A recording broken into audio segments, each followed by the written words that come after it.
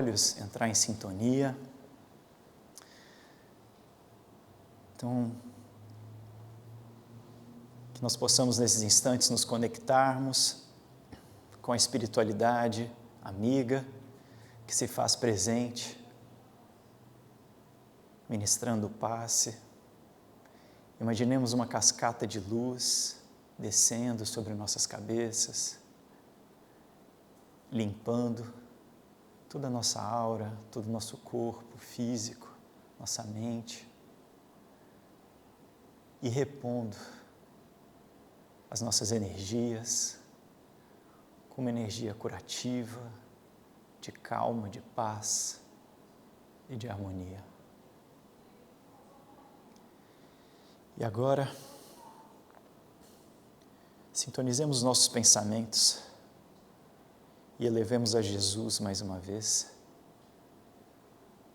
Querido Mestre Jesus, obrigado pela oportunidade de aqui estarmos. Obrigado por nos receber nessa casa santa, que nos acolhe como um abrigo em um dia de chuva forte, nos oferecendo proteção, nos oferecendo alimento que nossos espíritos tanto anseiam. Que possamos nessa noite ouvir as suas palavras, ouvir o seu Evangelho, acolhendo em nossos corações e mentes,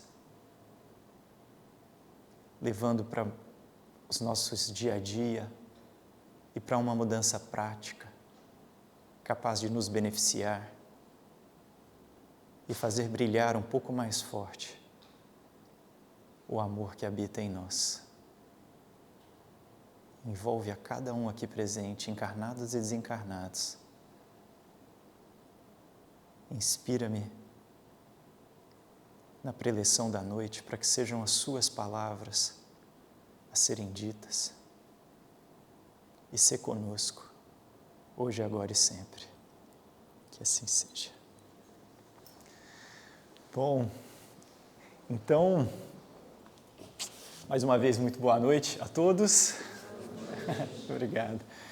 A gente dá continuidade ao estudo do Evangelho segundo o Espiritismo e eu gosto sempre de reforçar, que o Evangelho segundo o Espiritismo não é um outro Evangelho ou uma proposta de algo novo e diferente aí, do Evangelho que a gente conhece. Ele é, na verdade, trechos. Nele a gente encontra trechos do Evangelho, do Novo Testamento, alguns trechos do Antigo Testamento também, mas com explicações e aprofundamentos à luz da doutrina espírita. E o que é a doutrina espírita? A doutrina espírita é uma tentativa de resgate do cristianismo primitivo. Aquelas lições que Jesus trouxe nos primeiros tempos, quando ele esteve com a gente. Essa é a proposta, nada mais. Então não é a proposta do Evangelho segundo o Espiritismo, não é uma invenção completamente nova. Não, é retomar o que a gente tinha na pureza do cristianismo, então, nascente, ou dos ensinamentos que Jesus trouxe para a gente. Tá certo? E a gente, no capítulo 13, que é o capítulo que a gente vai estudar um pouquinho juntos nessa noite, a gente tem instruções sobre como praticar a caridade ou o amor. O título dele é Não saiba a vossa mão esquerda o que dá a vossa mão direita. E um dos itens desse capítulo é a piedade. Então ele vai falando, na verdade, ao longo de todo esse capítulo, como a gente faz para praticar o amor da melhor forma possível. A gente fala, mas será que a gente precisa? Penso eu que sim. A gente tem um item dentro desse capítulo que chama infortúnios ocultos. E, na minha opinião, na minha modesta opinião, é um dos itens mais lindos que a gente tem dentro do Evangelho. Nessa passagem é relatado que uma senhora, ela sai da sua casa, então, e vai em busca, vai ao encontro dos chamados infortúnios ocultos, que do lado das grandes calamidades que existem, Existem aquelas que a gente não vê. Aquelas pessoas que estão passando por sofrimentos e que muitas vezes não pedem ajuda.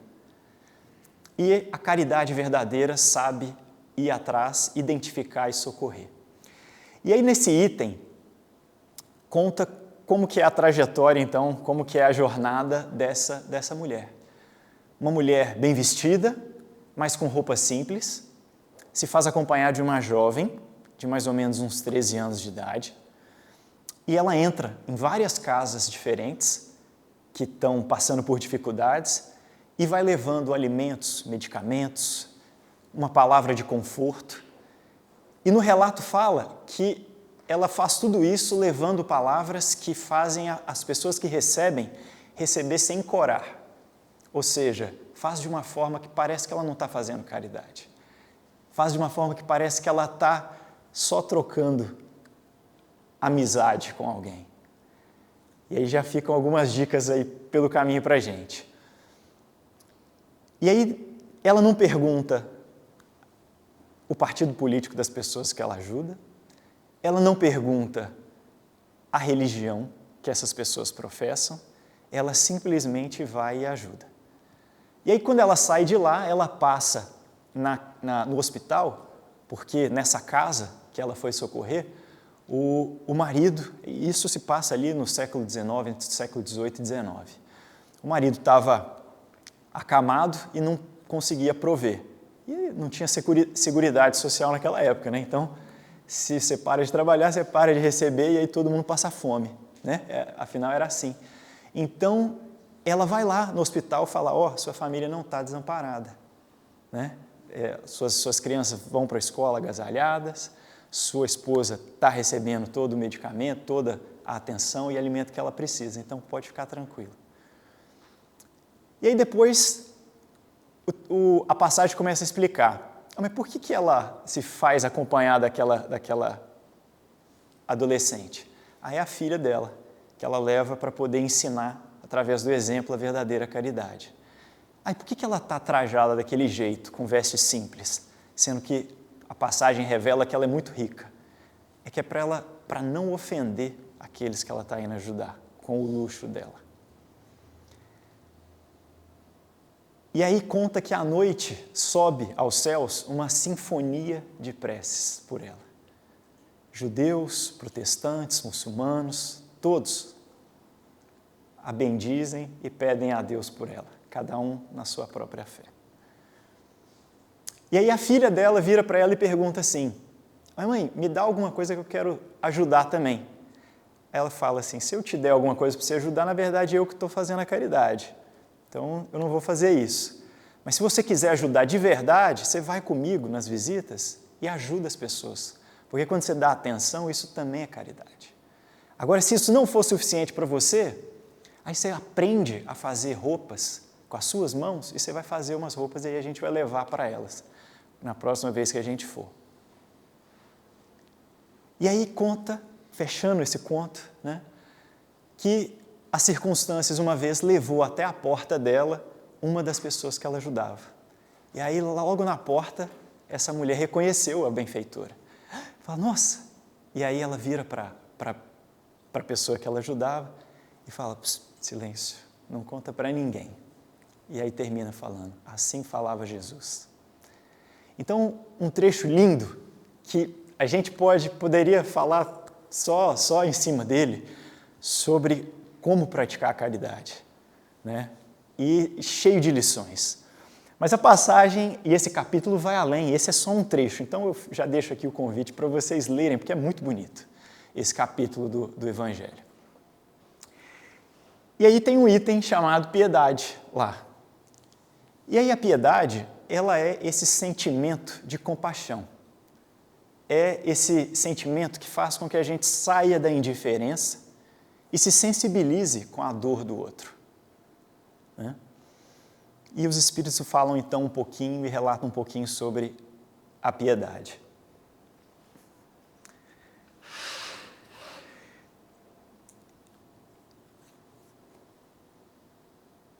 E aí é interessante, porque a gente está aqui, nessa experiência, nessa jornada humana, para desenvolver o nosso espírito, para desenvolver as nossas capacidades, principalmente de amar. Mas a gente tem, vamos colocar assim, uma caixa de ferramentas que ainda está meio limitada. Então a gente olha para aquelas ferramentas lá e tem só umas ferramentas meio inadequadas, vamos colocar assim. Vamos imaginar que a gente está diante de uma loja, a gente foi contratado para limpar numa loja, dessas lojas que tem taças de cristais e coisas bem delicadas. A gente foi contratado para limpar ali, né? Dar uma manutenção nessa loja. E aí, quando a gente pega a nossa caixa de ferramenta, tem um machado, um serrote e um vassourão bem grandão. Vocês já podem imaginar que vai ser meio complicado a gente fazer o nosso trabalho com essas ferramentas. E é mais ou menos quando a gente está aqui tentando se relacionar, e tudo que a gente desenvolveu até agora foi violência, foi olho por olho, dente por dente, foi vingar quando alguém pisa no nosso calo, né? Ou seja, a nossa caixa de ferramentas está meio limitada. A gente precisa de ferramentas novas. A gente não vai conseguir fazer limpeza desse ambiente com as ferramentas que a gente tem na caixa. E a piedade é uma dessas ferramentas que a gente pode começar a desenvolver. E os Espíritos falam que é a que mais nos aproxima dos anjos, esse sentimento chamado piedade.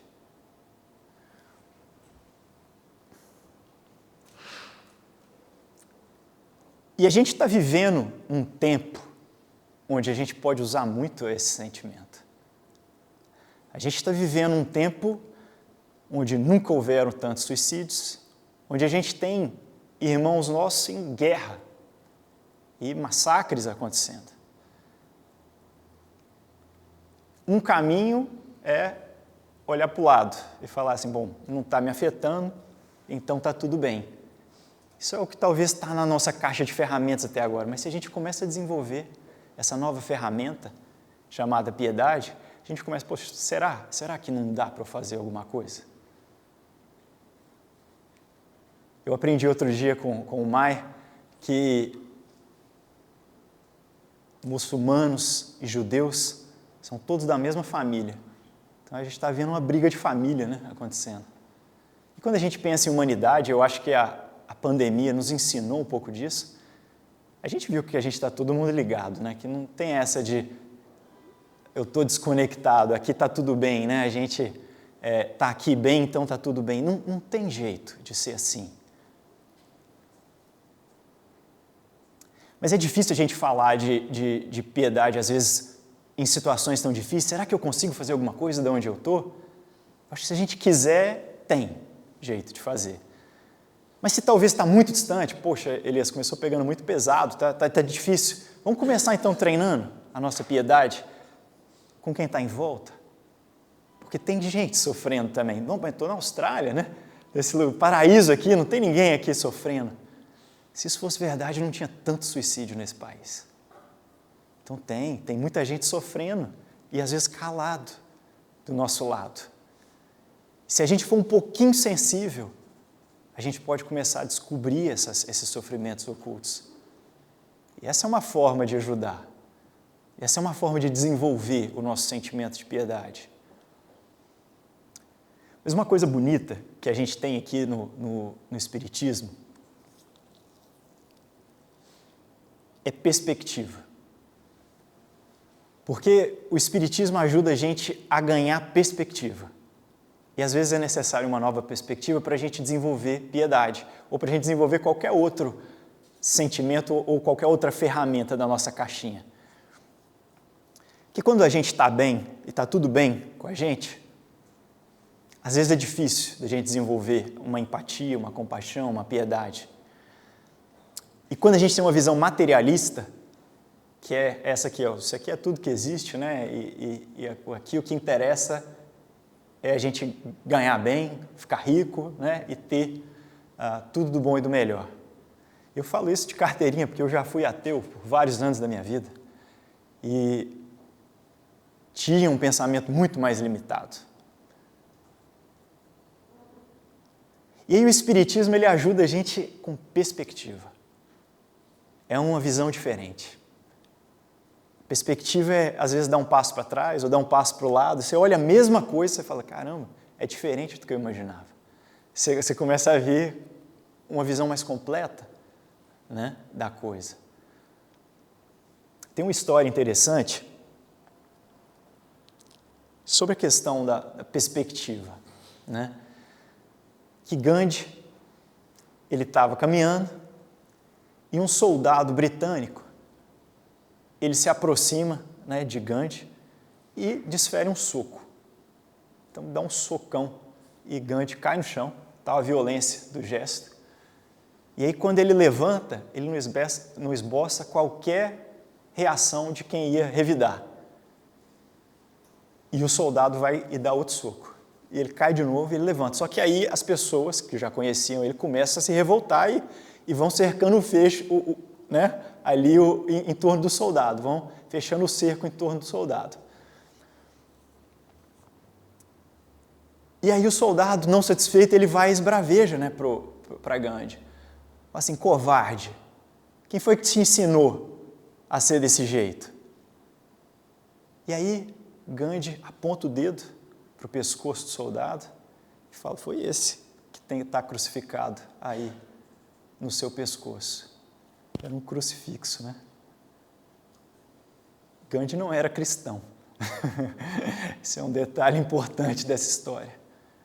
Mas ele ganhou uma perspectiva diferente com Jesus, que ensinou a dar outra face ao invés de guerra e violência.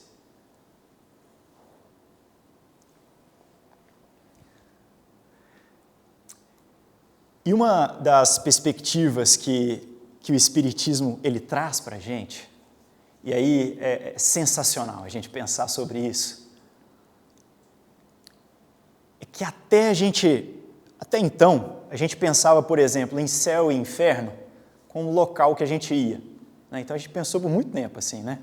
Então, depois se eu fiz besteira, vou lá para o inferno e vou ficar o resto da eternidade lá. Um negócio meio desproporcional, se a gente parar para pensar, né? Uma encarnação é curta, né? São 50 anos, naquela época 60 anos. E aí, errou ali, já era, fogo eterno. Rapaz, esse Deus é meio cruel, né? Não é tão bom igual a gente pensava, não. Mas a gente acreditou e pensou isso por muito tempo. Era uma perspectiva que a gente tinha. Não foi a que Jesus trouxe, não, mas foi a que a gente conseguiu pegar e disseminou. E aí, no Espiritismo, a gente aprende, quase logo de cara, que céu e inferno são estados de espírito. Uai, não tem um local físico? Qualquer local que muita gente com sentimentos ainda ruins estiver reunida, vai ser meio complicado, vai ser um lugar meio trabalhoso de conviver. Às vezes é assim na nossa casa, não é isso? Se a gente está ali se degladiando, é um inferno, é uma descrição de inferno, nossa casa. Então, na verdade, céu e inferno dentro de nós. O Espiritismo vem esclarecer isso para a gente. Céu também, né? Às vezes a gente pode estar no meio de uma prisão, pode estar no meio do caos, mas se a gente estiver em paz com a nossa mente, com a nossa consciência, a gente vai conseguir experimentar céu nessa situação. E aí o Espiritismo vai relembrar, então, a gente disso. E aí, uma outra chave que ele traz, que eu acho sensacional, e se a gente refletir adequadamente só em cima dessa chave, a gente já muda totalmente a nossa perspectiva de vida. A reencarnação. Isso aí já quebra muita coisa. Aí você fala, então se você errar pra caramba, fizer tudo errado, você não vai para o inferno para sempre? Não vai para o inferno para sempre. E mais, você vai ter uma chance de voltar e fazer diferente.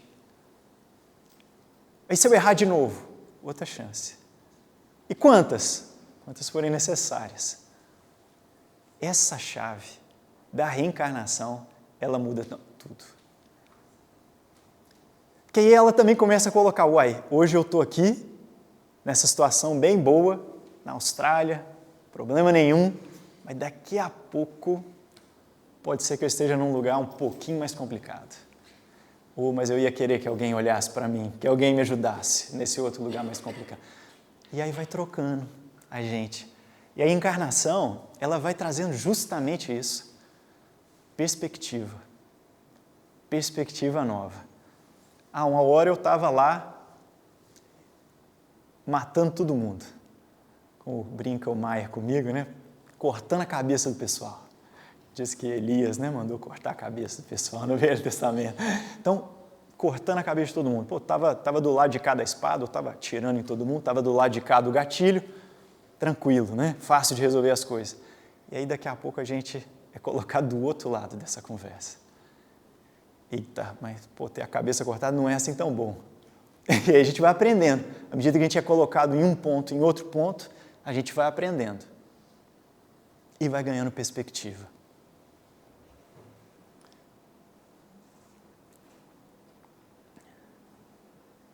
Tem um trecho de uma obra chamada O Céu e o Inferno,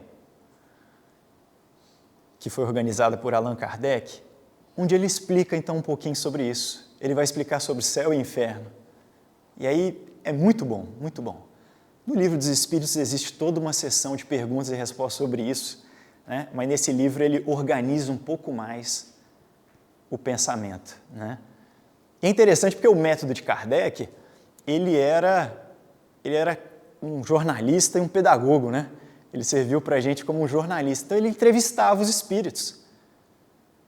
E aí ele falava assim, vem cá, oi, tudo bom? Tudo bom, o espírito comunicando. Como é que tá aí? Nossa, aqui tá bom pra caramba. Ah, é? Como é que foi sua última encarnação? Aí o espírito contava. Ah, tá. Aí tomava nota. Como é que tá aí? Rapaz, tá mais ou menos aqui. Como é que foi sua última encarnação? E os espíritos relatavam. E ele foi juntando. Como é que tá aí? Pai, tá muito ruim, aqui é difícil, onde eu estou aqui é bagaceira. Como é que foi sua última encarnação? Aí o espírito relatava também. E aí ele foi anotando, foi organizando isso aí. E a síntese dessa organização está nesse livro, O Céu e o Inferno. E, mais ou menos ele dá um pouco do caminho. Pô, quando a gente geralmente age desse jeito aqui, nesse campo aqui, o que a gente encontra do lado de lá costuma ser isso. Quando a gente vai por esse caminho aqui, o que a gente encontra do lado de lá já é melhor um pouquinho. Então, ele fez esse trabalho para a gente, ele organizou essas comunicações. E tem um trecho lá que chama o Código Penal da Vida Futura. E esse trecho é interessante pra caramba. Aqui, né, na Austrália ou lá no Brasil, o Código Penal ele meio que um conjunto de leis, né, que fala assim, ó, se transgredir essa daqui, é assim que vai ser a pena, né? No caso do Código Penal da Vida Futura, de Kardec, pena não é bem no sentido de, aqui então você vai ser punido, né? Então você vai receber aqui 10 chibatadas porque você fez isso aí. Não é bem essa o sentido, não. É no sentido de consequência. Porque a lei divina é muito superior à lei humana que a gente tem aqui. A nossa lei aqui, a gente não consegue reparar as coisas direito, né? Então, quer dizer, se uma mãe perde seu filho assassinado, e esse assassino vai ser julgado, você pode fazer o que for, mas você não vai trazer de volta, né? O filho que partiu. Então, não tem a reparação nessa nossa lei humana, mas na lei divina tem. E é isso que Kardec explica para a gente. Nesse trecho Código Penal da Vida Futura, ele vai explicando as consequências das transgressões da lei de amor. É engraçado que essa lei ela chama Lei de Amor, Justiça e Caridade. E ela é apresentada para nós junto, não é separado não. Porque elas andam juntas. Não tem jeito de falar de justiça com Deus sem falar de amor e sem falar de caridade. Porque para ele justiça envolve amor e caridade. É por isso que a gente está aqui. É por isso que a gente tem outra chance cada vez que a gente erra. Porque para ele é com amor e caridade. Então, de uma forma muito amorosa, ele nos dá novas chances. Pô, mas eu estou sofrendo pra caramba aqui, Elias. Essa chance amorosa. Acredite, é muito amor para a gente estar aqui com essa oportunidade. Por difícil que esteja sendo. E aí, nesse trecho específico, ele fala que são necessárias, quando a gente transgride a lei, são necessárias 3 coisas nesse nosso processo de reeducação. arrependimento. Mas não é o arrependimento naquele sentido que normalmente a gente atribui de ficar chorando, se lamentando. Não é esse sentido. É no sentido de correção da nossa mentalidade. É no sentido de alteração da nossa forma de ver e de encarar a coisa.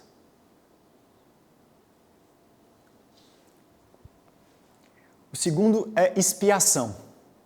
É a outra coisa que ele fala. Expiação. E o terceiro é reparação. Então, reparação, para a gente deixar a expiação no final, a reparação, ela acontece, como a gente falou, ela acontece na justiça divina.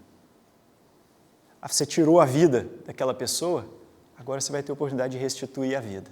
Então, você vai ser pai ou mãe daquele espírito ali que você tirou a vida. Aí depois a gente não entende, né? Por que às vezes algumas relações são complicadas, mas a gente vai começando a entender com essa chave da reencarnação. Aí a gente tem a chance de mudar o sentimento dentro da família, dentro da relação familiar. Dependendo do grau, né? E dependendo da circunstância, pode ser que seja só um flatmate.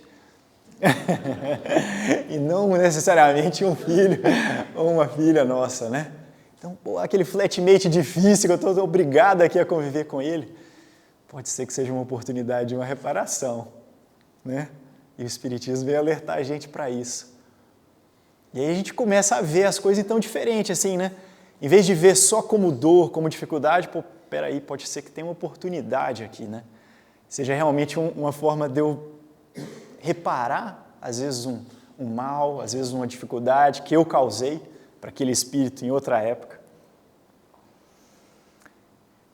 E a expiação é o ganho de perspectiva. Então, a gente achava que era muito bom trair, por exemplo, aí a gente agora vai ter a oportunidade de ser traído. E aí a gente vai ganhar a perspectiva de quem é traído. E com isso a gente pode aprender. E falar, opa, acho que não é tão legal assim. Acho que dá para ir por outro caminho, que causa menos dor e menos desequilíbrio. E aí a gente vai ganhando perspectiva. E a gente vai se aproximando aqui já do nosso tempo, né? De fechar.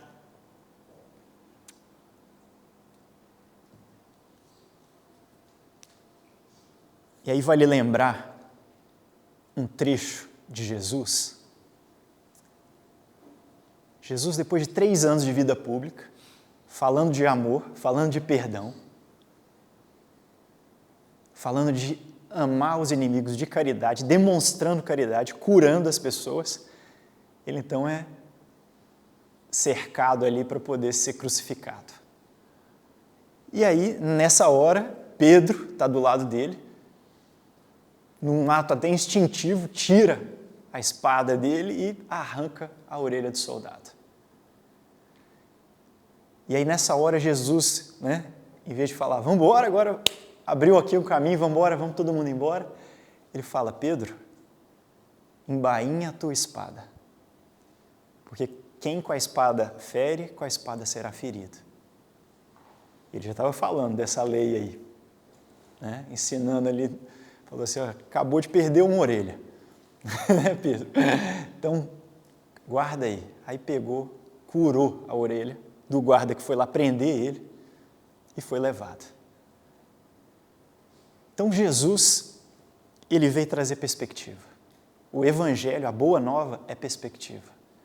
É uma mudança de perspectiva que ele convida a gente a adotar. Ele falou, nessa aí, de mata um, aí depois na outra você vem espiar, porque você matou. Aí você morre, aí você fica revoltado e na próxima você quer matar de novo. E aí fica nesse ciclo infindável. A gente fica encarnação após encarnação repetindo o padrão. E aí Jesus vem e fala, deixa eu apresentar para vocês uma chave aqui. Essa chave chama perdão. Essa chave chama caridade. Se você usar essa chave, você vai parar esse ciclo. E vai começar a criar uma nova história para você. Eu gostaria de fechar com uma história que essa senhora, né, ela foi visitar o Chico Xavier e ela estava amargurada. Então ela ficou na fila, o Chico já estava muito famoso, então ela ficou na fila e ficou esperando lá para poder falar com ele. E quando ela chegou diante dele, ela estava assim muito amargurada. E ela falou, ó, eu esperei aqui esse tempo inteiro na fila só para falar que isso aqui que vocês ensinam, que você fica falando, é tudo uma grande mentirada. Isso aqui não existe nada, isso é conversa fiada. E você é um mentiroso de ficar ensinando isso aqui.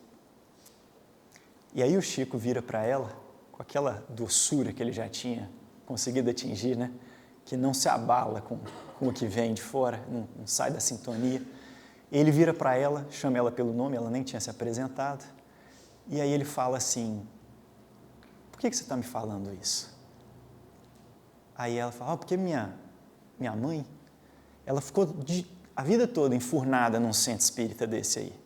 E fazia sopa para os outros, e distribuía sopa na rua, e ajudava nisso, e fazia enxoval daquilo. E no final da vida dela, ela morreu queimada dentro do incêndio. Vê se Deus ia fazer um negócio desse, vê se isso aí é justiça. E aí o Chico, né, com a doçura dele, fala para ela, olha, sua mãe, a fulana de tal, chama o nome da mãe, né? Não foi à toa tudo que ela fez, não. Porque, na verdade, a sua mãe, em uma outra encarnação, há muito tempo atrás, ela infelizmente levou muitos irmãos nossos a morrer na fogueira, injustamente queimados. E aí, quando ela chegou do lado de lá, ela ficou muito arrependida. Ela não estava conseguindo mais nem fazer a evolução dela. Ficou com aquele peso do remorso. E aí ela pediu uma chance de reparar isso.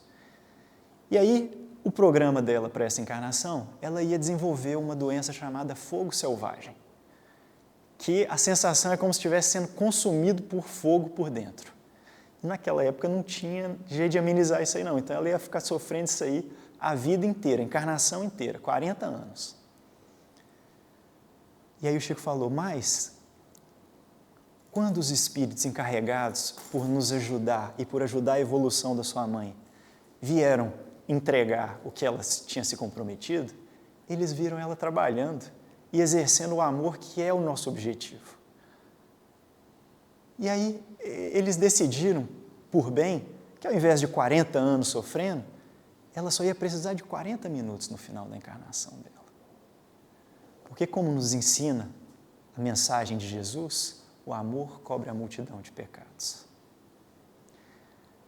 Então, a gente fecha com esse convite, com essa história que nos é um convite para exercitar a nossa piedade, para exercitar a nossa caridade. E convido vocês a fechar os olhos mais uma vez. Pai Santo e Pai amado, profundamente agradecidos pela oportunidade de aqui estarmos, por sermos envolvidos no seu amor, na sua vibração de perdão, de alegria.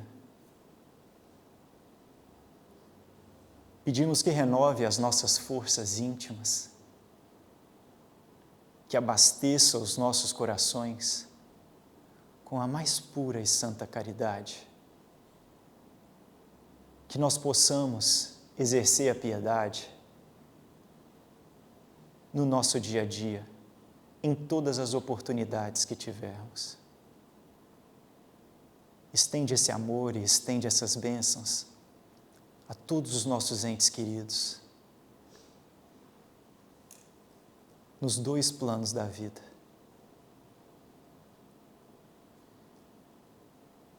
E hoje, de maneira muito singela, gostaríamos de pedir um amparo e um acalanto para os nossos irmãos que passam por sofrimentos inimagináveis para nós. que sofrem em situação de guerra, de miséria, com a necessidade de um colo, de um carinho, de uma proteção. Que eles possam, nesses instantes, receber o seu amor.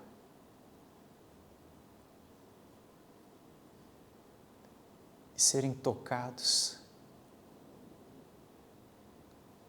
como se um pai muito amoroso os abraçasse agora.